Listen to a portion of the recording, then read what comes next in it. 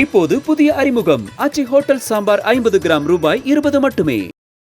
அரசின் நிர்வாகத்தில் உயர் பதவிகளில் முறையாக இடஒதுக்கீடு பின்பற்றப்படவில்லை அப்படிங்கிற குற்றச்சாட்டு தொடர்ந்து எழுந்து வந்த நிலையில் திமுக எம்பி பி வில்சனின் கேள்விகளுக்கு மத்திய பணியாளர் நலத்துறை இணை அமைச்சர் ஜிதேந்திர சிங் அளித்த பதிலில் 2018 முதல் 2022 வரையிலான காலத்தில் IAS மற்றும் IPS ஆகிய மத்திய அரசின் பணியிட சேவைகளில் நியமிக்கப்பட்ட 1653 பேரில் குறைந்தபட்சம் 46.15% பேர் பொதுப்பிரிவை சேர்ந்தவர்கள் என்றும் 29.4% பேர் இதர பிற்படுத்தப்பட்ட OBC வகுப்பை சேர்ந்தவர்கள் என்றும் நாடாளுமன்றத்தில் சமர்ப்பிக்கப்பட்ட தரவுகள் தெரிவிக்கின்றன.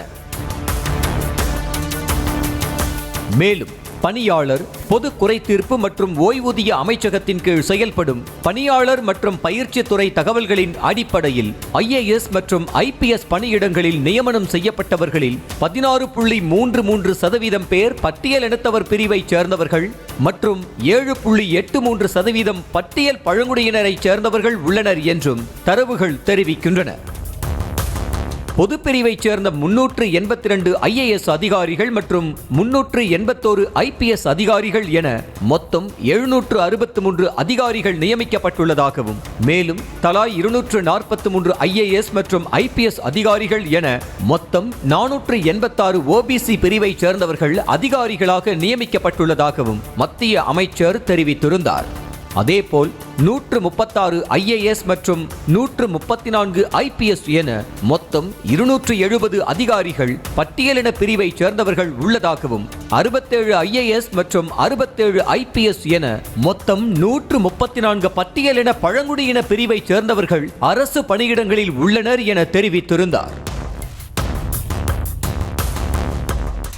தற்போது IAS அதிகாரி பதவிகளுக்கு 1316 காலி இடங்களும் IPS அதிகாரிகளுக்கான 586 காலி இடங்களும் உள்ளன.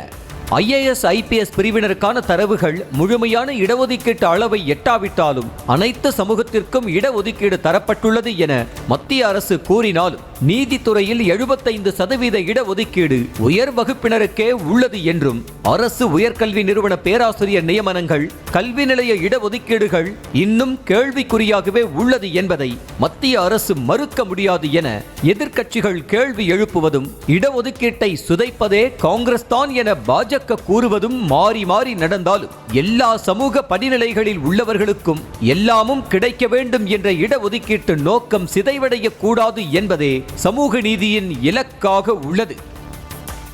இப்போது புதிய அறிமுகம் ஆச்சி ஹோட்டல் சாம்பார் 50 கிராம் ரூபாய் 20 மட்டுமே.